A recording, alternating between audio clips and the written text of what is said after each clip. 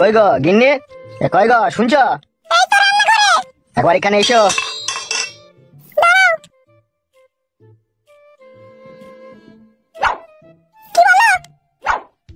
এই নাও, মাছটাকে ভালো করে রান্না করো।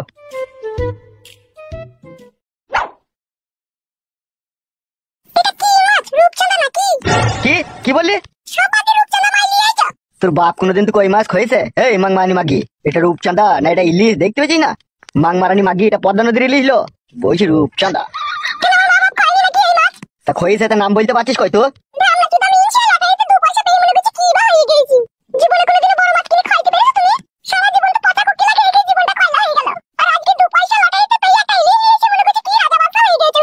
এ মাগি, আমি কোন রাজা বাদশাহ রে? রাজা বাদশাহ থেকে কম কিছু লয়, আমি 1 কোটি টাকার মালিক রে। কপালের নাম হচ্ছে গোপাল, আর আমার কপাল হচ্ছে 1 কুল্লু কপাল, ওই জন্যই তো লটারিতে টাকাটা পেয়েছি। ইলিশ মাছ কিভাবে রান্না করে জানি না নাকি তো?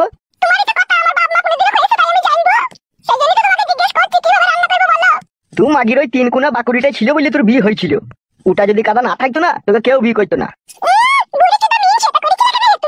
মাংমারানি মাগে কোনো ইলিশ মাছ রাখতে পারে না।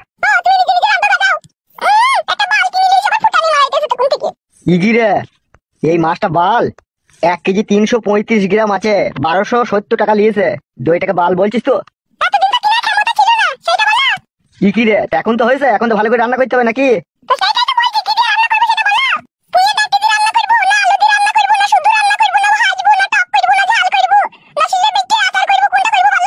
ছি ছি ছি ছি, এইভাবে কি কাজ হয় রে? 1270 টাকা দামের মাছকে বলছে ফোনের ডাক্তি দিয়ে আনবো।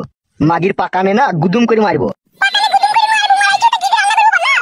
মাছটাকে ভালো করে রান্না করবি, মাছের গায়ে গায়ে ঝোল করবি, আর হালকা করে চিনি দিবি লো মাগি। জানি না নাকি ইলিশ মাছ কিভাবে রান্না করে না করে? যা যা যা রান্না কর যা।